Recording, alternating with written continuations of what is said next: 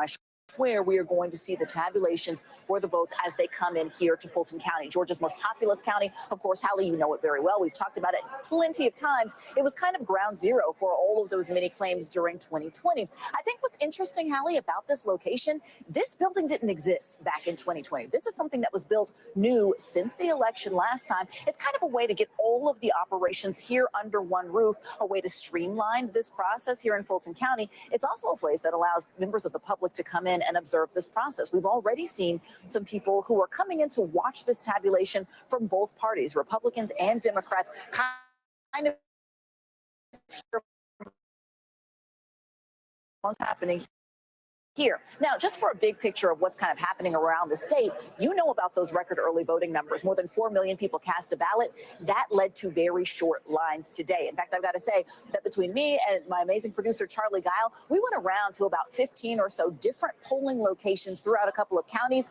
Every single place we saw almost no line. I talked to some people. They told me most of them said that their wait was as short as about 5 minutes or so. Some people in the 15-minute range earlier in the morning. But that really kind of gives you a sense that early voting and those absentee ballots, those are the results that are going to have to be tabulated starting around 8 o'clock, because that's an hour after polls close. That's state law. So because the bulk of those votes were cast early, that's where we're going to start to see a lot of those results come in relatively quickly, Hallie. As you're talking with voters who have been in line, Blaine, as you've been out there living and working in Georgia, of course, over the course of not just today, but over the course of the last couple of weeks, what stands out to you? I think a couple of things. One, I think the increased focus on Metro Atlanta, I should say, Metro Atlanta for both candidates is very different from what we saw in the closing days of 2020. Back in 2020, Donald Trump was going to the reliably red counties, kind of on the southern part, the northern part of the state. This time, everybody has been focused for the most part, on Fulton County, or rather on the Metro Atlanta area. That really is where both of them are relying on the vote share to come in and take them across the finish line, Hallie. Blaine Alexander live for us there in Battleground, Georgia. Blaine, thank you. Let me take you back to Milwaukee now, where, Shaq, I think we fixed your microphone, right? So finish your sentence, please, on the latest happening there. Yes, bottom line, downtown, those ballots are going to be recounted. Nothing nefarious happening, but because of an agreement between Republicans and Democrats, they just want to make sure that there's some transparency there. So they're recounting those ballots. That might mean a later night here in Milwaukee. But outside of that, everything has to tell you here at this location, the clerk says that the line this morning stretched out of the door, that it went an hour long or so. And they actually have a small college in the area. So they said that they've been having a lot of people take advantage of Wisconsin's same-day registration and go into that table that you were just election day. I'll tell you my favorite story, Hallie, is that someone said he was undecided up to the moment that he walked up to this polling location, which is essentially a field house here in Milwaukee in a park. He said he didn't know who he was going to decide on, so he took 2 laps around the park, long walk, and face Vice President Kamala Harris. But you mentioned Milwaukee is a place that we're going to be watching incredibly closely. Yeah. It's one that has been the focus for Democrats. Saw a lot of big visits ahead of Election Day. It's one that is very important to them. So we're going to be watching. Those results might take a little bit longer to come and to be produced because of that little snafu downtown. Shaq Brewster talking with who may be the latest late decider in the polling place where you are now. Shaq, thank you very much. Appreciate that. We are just about now 35 minutes away from polls closing in Battleground, Georgia. Not too long from now, you can see the other states where polls close at 7 p.m. Georgia is the one to watch. You've also got 7:30 poll closings in North Carolina. Ohio is interesting as well. There's a key Senate race there. And you can see the swing states that you need to be circling on your map at home. And I'm sure you have one, as our special coverage here of Decision 2024 continues tonight. Savannah Guthrie and Lester Holt will pick up right after a break. They are going to take you all the way to 2 a.m. Eastern and potentially beyond. I'll be there, too, with exit poll data, joined by Chuck Todd, Kristen Welker, and Tom Yamas. See you in a minute.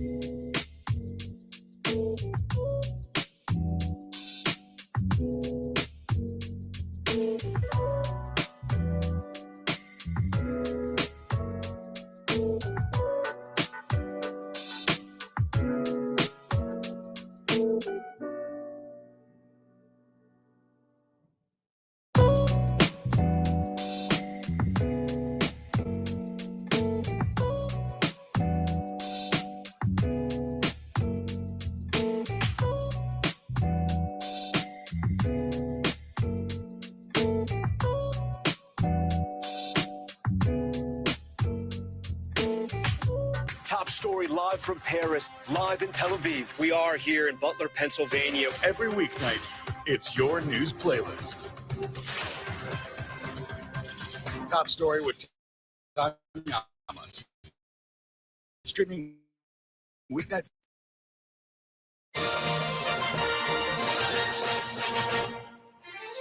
Good evening from our NBC News Decision 2024 election headquarters. It may be the closest election this country has ever seen, and we are going to cover every moment of it. Our live coverage of election night begins right now. Tonight, it all comes down to this. One of the wildest elections ever finally reaches its end.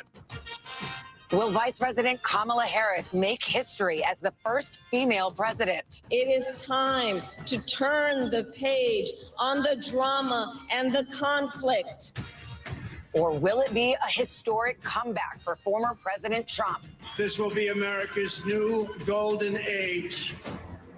An election rocked by upheaval. It's been the honor of my life to serve as your president. And violence. Now in the hands of some 150 million Americans who headed to the polls to have their voices heard.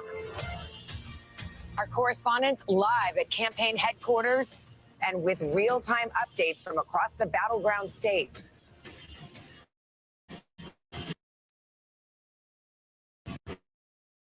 Our expert team here to break down all of it.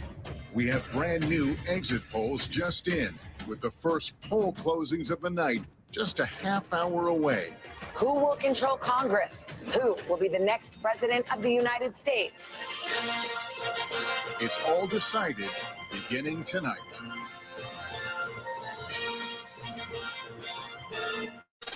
From NBC News, Decision 2024.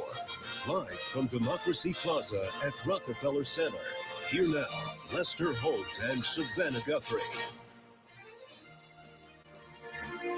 Good evening and welcome to our live coverage of Election Night 2024. Hi, everybody. Good to have you along with us. Never before in modern political history have we entered an election night with the polls so close and, Lester, with so much uncertainty. Yeah, the campaign for president has really been a 2-year-long roller coaster ride. Some have found it exciting, most, however, anxiety-inducing. But it's ending, as it always does, with you, the voters. You can see here the long lines across the country as Americans carry out their civic duty. After all the speeches, the debates, the $1 billion in TV ads, have you seen some of those? The first polls are finally set to close in less than a half hour, and we'll begin to answer the question of who will be the 47th president of the United States. Today, Kamala Harris was working the phones, talking to voters, and Donald Trump cast his ballot in Florida along with his wife, Melania. A reminder of what will be decided tonight. It's not just the presidency on the line. Well, and of course, nobody knows which way any of this will go. As we look at Democracy Plaza outside Rockefeller Center here in the heart of New York, we see the key number tonight. You'll see it a lot. 270. That is the number of electoral college votes a candidate needs to win the White House.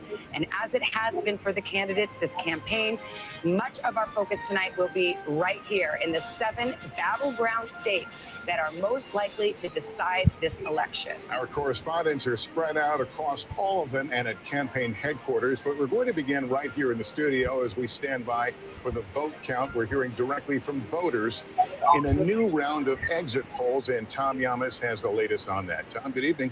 Lester and Savannah, great to be with you tonight. So we asked voters as they voted, right after they left, who they wanted to vote for and how they voted. This is called the exit polls. There's about 600 of them across the country in the 7 battleground states, plus Texas, Florida, and Ohio. So here is our preliminary data. And again, this could change. We want to tell you that. So when we asked voters the most important issue, 34%, the top issue was state of democracy. Right under that, the economy at 31%, abortion, 14%, immigration, 11%. Remember, that's how former President Trump decided to close out his campaign, and 4% for policy. As we move on here, we ask, who do you trust more to handle the economy? 47% for the vice president, 51% for Trump. Remember, the former president ran on that as well, trying to close on that. We also asked, who do you trust more to handle abortion? Vice President Harris chose to close out her campaign on this message as well. 51% for the vice president, 44% for Trump. Savannah? Well, these are early exit polls, and we should mention that we don't have full information and people are still voting. But let's go back to this most important issue. I think some eyebrows were raised when state of democracy becomes the top issue. Some people think, oh, does that favor the Democrats? Is that January 6th, that kind of thing? It means different things to different people. Yeah, and we're going to be completely transparent tonight. It was surprising to us as well, because you think maybe the top issue would have been the economy, abortion, or immigration, state of democracy. But we have to understand here, we can't dig too deep into the data just yet because people are still voting. We'll have more that we can break down in the hours ahead. But state of democracy, essentially America's democracy. So whether you love Trump or you love Vice President Kamala Harris, that might be your top issue. It doesn't tell us a whole lot, but what it does tell us is that the electorate is motivated and they came out to vote today. Yeah, it may mean what's the state of the country and how important do you think this election is? And many, many people feel there are very high stakes, Lester. Let's get right. DC campaign officials telling him they're feeling confident about the young voter turnout so far. What are you hearing, Peter? Yeah, that's exactly right. As we wait for Kamala Harris to arrive here a little bit later this evening, this is her alma mater at Howard University. The early indications, at least in the eyes of the Harris campaign, are good ones, specifically as it relates to the turnout among young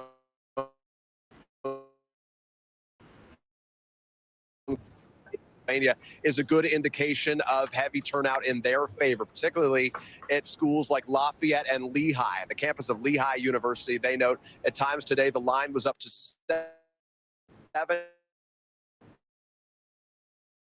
That's support coming in the form of some celebrity assistance. Some of the stars of the Avengers film series, Don versus Tommy, will be arriving there to help keep those individuals energized, to keep them in line. We're also told that state election officials are sending additional polling stations there so they can try to get through those lines a little bit more quickly. One thing they feel good about. Another thing that they're feeling particularly good about tonight are the favorability numbers right now, Savannah and Lester. The numbers, according to early exit polls, show that Kamala Harris is 48% in terms for favorability. Compare that to 44% for former President Trump. But notably, Joe Biden, the current president, is at 41%. That means that Kamala Harris is outperforming the man alone for the last 4 years. There had been some real concerns that that could have been an albatross for her, given so many Americans had indicated they thought the country was going in the wrong. Thank you. And Garrett Haake is at Trump headquarters in West Palm Beach, Florida. Garrett, the former president has been posting on social media today, already talking about widespread cheating. What is he saying? That's right, Lester. And his posts running contrary to the campaign's spin, their official statements at the moment right now. Listen, they came here tonight expecting to throw a party. I'm on the floor of the Palm Beach Convention Center, an absolutely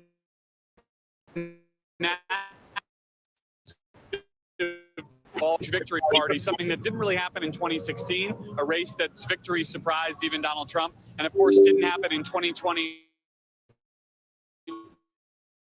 when they are cautiously confident in what they've been seeing across the battleground states so far today, and that the former president is trying to run through the tape, making calls to radio stations in Pennsylvania and Wisconsin,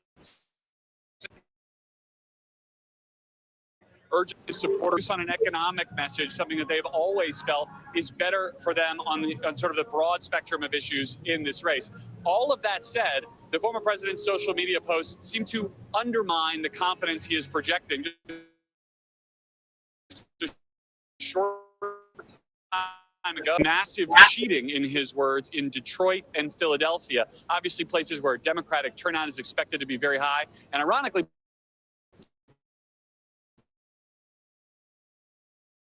loss in 2016 in a win. Trump has said for the duration of this campaign, and especially in its closing days, that he believes the only way he could lose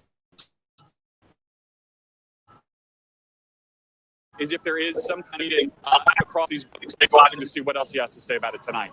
Lester. Okay, Garrett, thank you. We're going to go to Battleground, Pennsylvania now. NBC's Jacob Soboroff is in Philadelphia, where they've actually added crowds. Jacob. Yeah, Lester, good evening to you. That's absolutely right. We have been here all day long. We've been watching the line at Temple.